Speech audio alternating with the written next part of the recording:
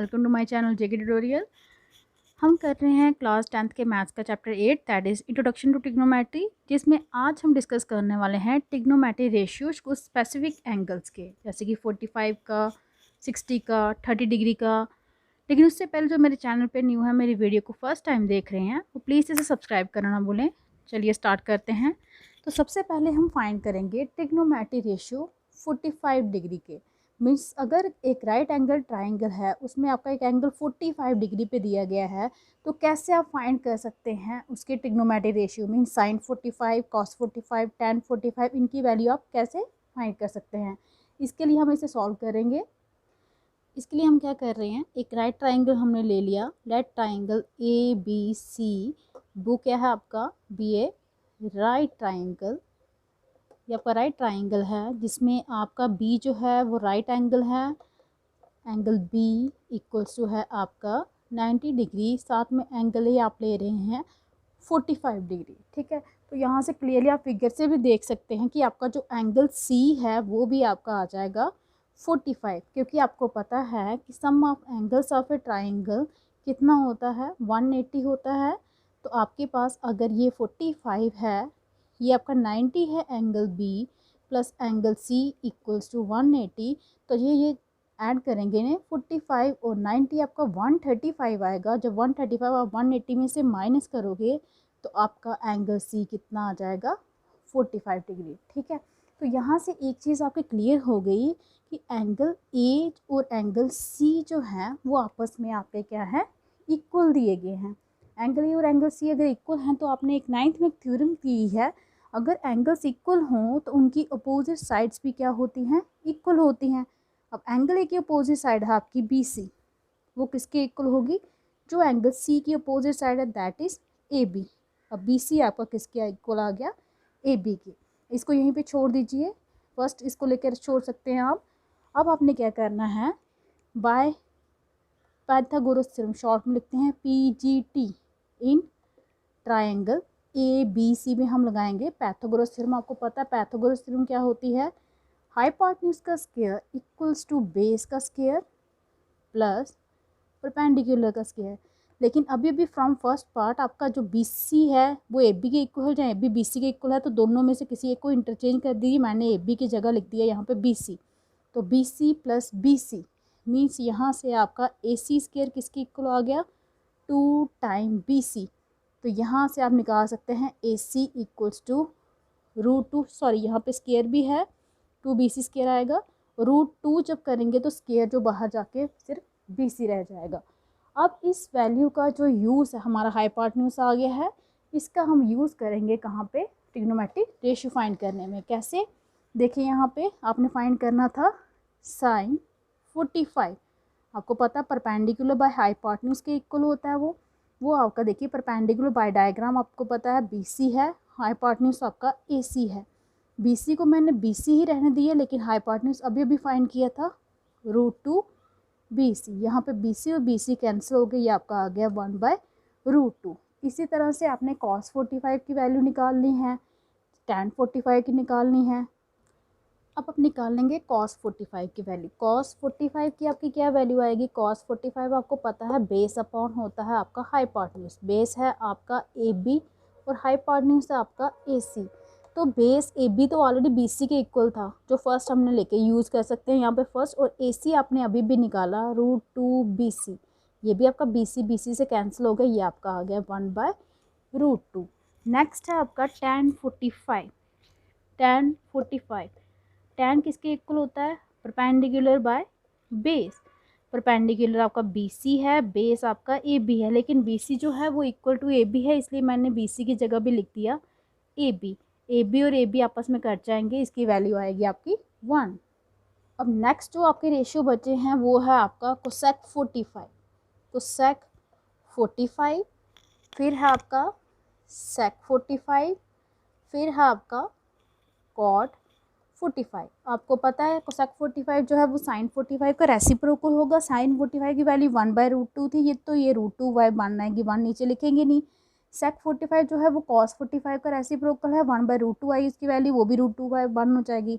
Cot 45 जो है tan 45 का रेसिप्रोकल मीन्स 1/tan45 है, तो वो 1 है, 1/1 जो है वैल्यू वो 1 नहीं होगी। तो इस तरह से ये आपने फाइंड किया ट्रिग्नोमेट्री रेशियो किसके, 45 के। अब हम ट्रिग्नोमेट्री रेशियो फाइंड करेंगे जब एंगल आपका 30 डिग्री हो और 60 डिग्री हो। ट्रिग्नोमेट्री रेशियो ऑफ 30 और 60 के निकालने के लिए आप क्या करेंगे, लेट करेंगे कि एक इक्विलेटरल ट्राइंगल है, triangle A B C B and equilateral triangle. ये आप इक्विलेटरल ट्राइंगल लेंगे। आपको पता है कि इक्विलेटरल ट्राइंगल की सभी साइड्स इक्वल होती हैं, तो कंडीशन ये रखिए such that A B, B C और ए सी, इन सभी की लेंथ कितनी है, ए। और आपको पता है इक्विलेटरल एंगल जो ट्राइंगल होते हैं उसके सभी एंगल्स भी क्या होते हैं, इक्वल्स टू 60 डिग्री। सभी एंगल्स जो होते हैं वो इक्वल होते हैं, ठीक है, ये आ गया। अब यहाँ से सबसे पहले हम क्या करेंगे, इन triangle A B D and A C D, इन दोनों ट्राइंगल को करना है कॉन्ग्रुएंट। इन triangle A B D and triangle A C D. अब यहाँ पे देखिए सबसे पहले ए बी जो है वो ए सी के इक्वल है, ठीक है, क्योंकि साइड है आपकी इक्वलेटर ट्राइंगल की। दूसरा आपकी एंगल जो है A D B equals to A D C, क्योंकि ईच 90 है। A D B equals to angle A D C, ये आपका ईच 90 है, ठीक है। और ए डी जो साइड है वो दोनों में क्या है, common. A D equals to A D, वो है आपकी कॉमन। तो आपका यहाँ पे कौन सा क्राइटेरिया लगा है, साइड एंगल साइड। तो यहाँ से आपका by side angle side rule of congruency, triangle क्या हो गया आपके, कॉन्ग्रुएंट हो गए। ए बी डी जो है वो कॉन्ग्रुएंट हो गया ट्राइंगल ए सी डी का। तो आपको पता जब भी दो ट्राइंगल कॉन्ग्रुएंट हो जाते हैं तो उनके कोई भी corresponding pair of congruent triangle के अकॉर्डिंग कोई भी एंगल आप इक्वल ले सकते हैं। मीन्स आपका एंगल बी ए डी वो इक्वल हो जाएगा आपका एंगल सी ए डी के, ठीक है। वो 30-30 में डिवाइड हो गया आपका ये वाला एंगल। और साथ में B D equals to D C, वो दो इक्वल हो गए तो हाफ हो जाएंगे किसका, बी सी का। बी सी आपका ए है तो ये ए बाय 2 आ जाएगा।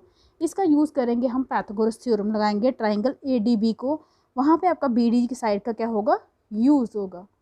अब आप क्या करेंगे, in right triangle A D B by P G T, Pythagoras theorem लगाएंगे यहाँ पे।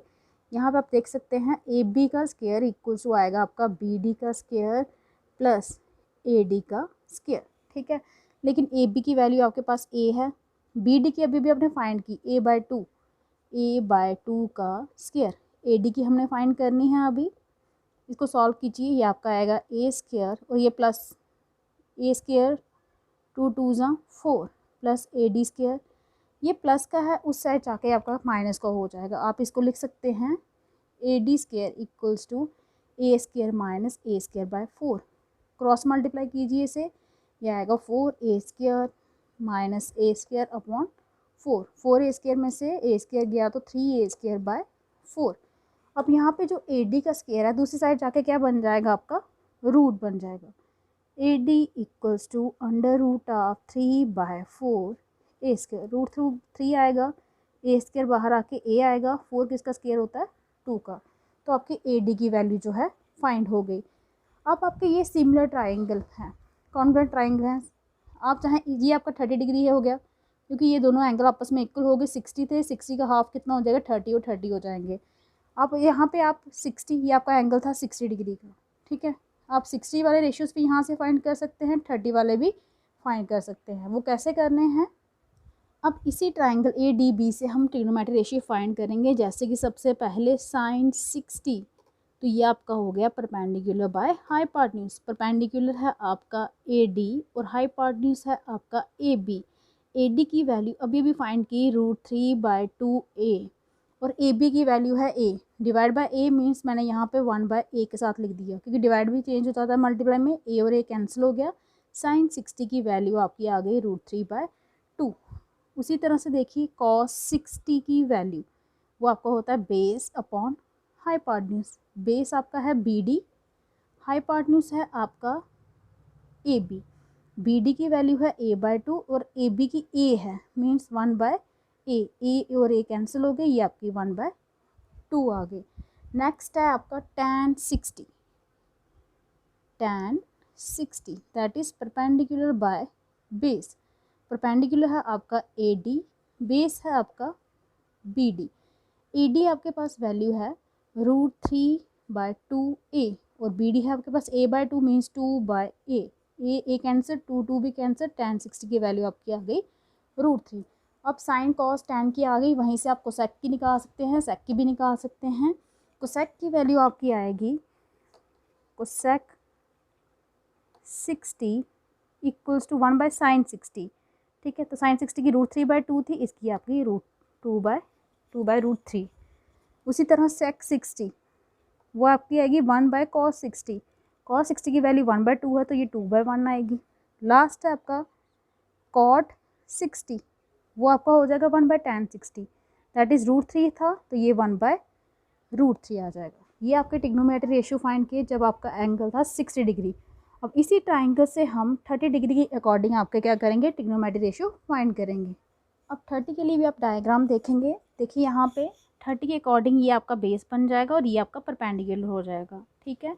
तो यहाँ पे परपेंडिकुलर आपका क्या आएगा, BD, हाइपोटेन्यूज सेम रहेगा, that is BD upon hypotenuse है आपका AB। BD की वैल्यू है आपकी a/2, hypotenuse a means 1/a, ये और ये कैंसिल हो गई, ये वैल्यू आपकी आ गई 1/2।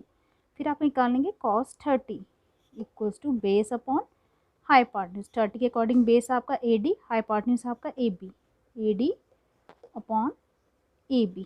AD की वैल्यू अभी भी आपने फाइंड की थी स्टार्टिंग में √3/2a और AB की 1/a लिखिए, क्योंकि a है आपका डिवाइड में जब मल्टीप्लाई में चेंज करते हैं तो रेसिप्रोकल में हो जाता है, a कैंसिल हो गया, √3/2 ये आपकी कॉस की वैल्यू आ गई।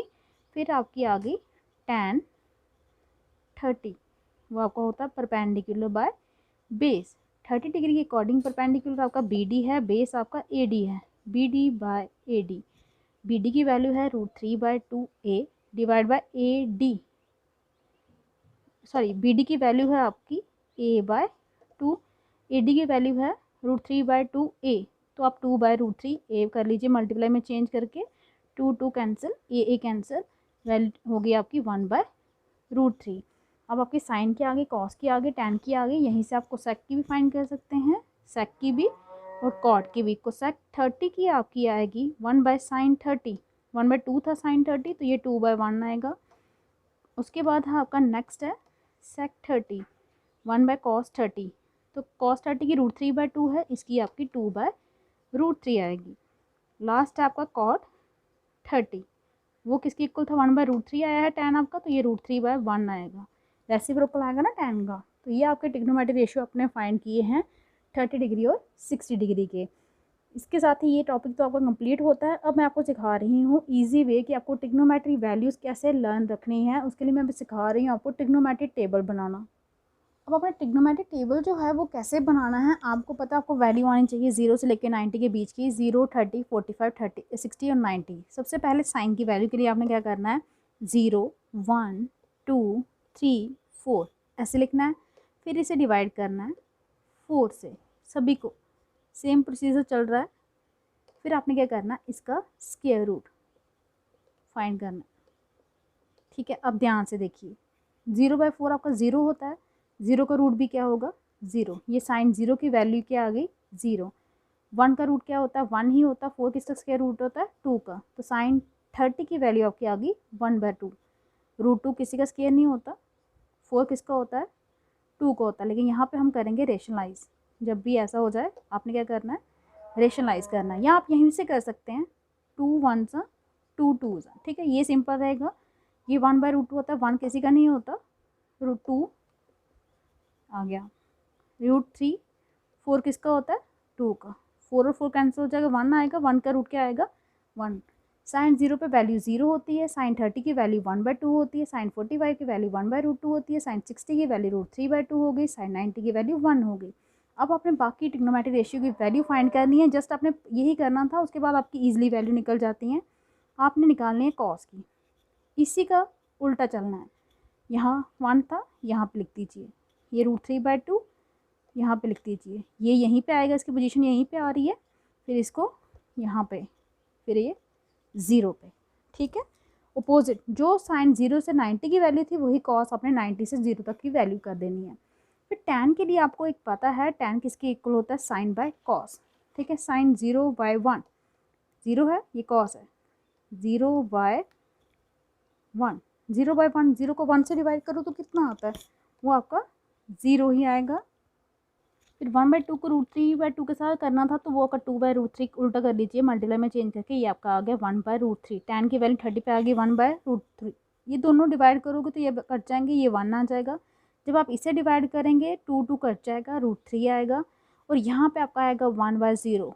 0 जब भी किसी नंबर को डिवाइड करता है वो डिवाइड तो कर नहीं सकता, इसलिए इस केस में हम लिखते हैं नॉट डिफाइंड, ND, याद रखिए नॉट डिफाइंड लिखते हैं। नेक्स्ट आ गया आपका कोसेक।